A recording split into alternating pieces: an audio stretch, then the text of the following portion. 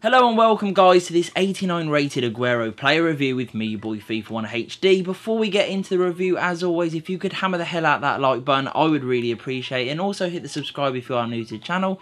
And if you do have any questions on Aguero or the team I've used him in, or just FIFA 18 in general, ask away in the comments as I'll be happy to answer every single one of you. So, looking at his mental physical comparison, and as you can see there are some great areas on the card. I mean, his attack positioning, vision, acceleration and sprint speed is so fast, and he's got great agility and balance as well, which means he's very hard to knock off the ball as well as decent strength. We move on to the skill attributes comparison, and as you can see, ball control and dribbling are superb at 89 apiece. His finishing is insane at 90, and also really good long shots and shot power, which is very good. Just means that he can score from absolutely anywhere, and volleys obviously also very good as well. We move on, we see high medium work rates, 4-star weak foot, 4-star skills, which is always a good thing.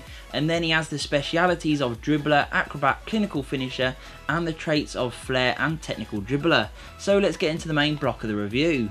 So my thoughts on the 89 rated Aguero card were obviously that he was immense. I mean, this card is just ridiculous when it comes to scoring goals. It is so easy. You may have seen earlier on in the video whereby I had played 5 games and scored 9 goals, and it could have been a lot more, barring a few rage quits early on after getting 2 or 3 ahead. He would have had even more, and if I'd have had more chance to play with him, obviously it was a loan that I was using, then I'm sure he would have continued to increase that goal tally. But 9 goals in 5 games is very good, and that is a healthy return on what is a fantastic player. His shooting overall is just ridiculous. 88 overall is very good and really attractive on the card. But when you dive in, you see so much more. I mean, his attack positioning at 91 means that he makes superb runs time and time again. It doesn't matter what sort of cam you have or what sort of players you have playing him in, because he makes such good runs that even a poor player could find him. So you don't necessarily need, you know, Ozils, De Bruyne's, etc. to be playing him in, because anyone could find him. He's always in space.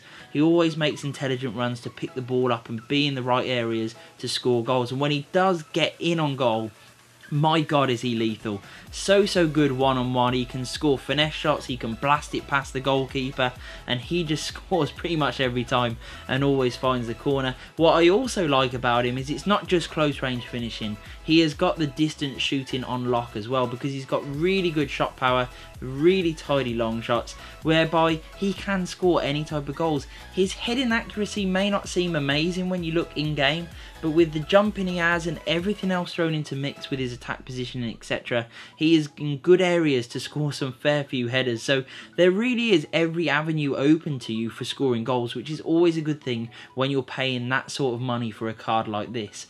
His pace is also fantastic.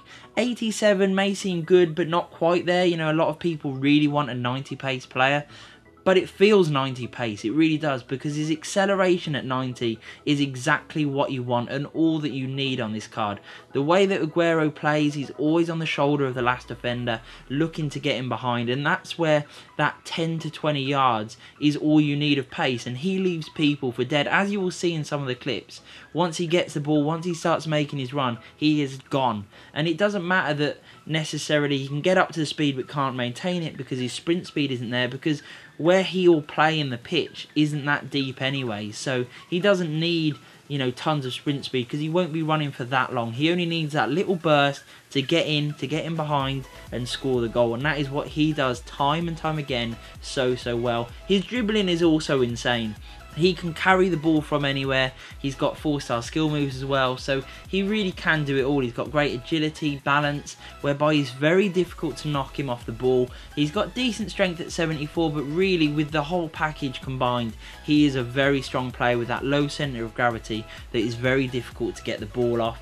So overall, his dribbling is just ridiculous, and it is so easy to create chances for others with that dribbling. And he plays some lovely little 1-2s. If you have got players close around him, maybe a strike partnership and a cam in and around him, the little triangles you can create and bounce the ball off each other is really effective, because people will naturally want to mark Aguero because he's so deadly, which does free up space for other players in your team to get chances and score goals, and I'm sure that Aguero will rack up a fair few assists for you as well. So overall, I have had to give him 9.5 out of 10, because At the moment, there are very few better cards. There's not really any informs or team of the seasons, etc. when I'm reviewing him.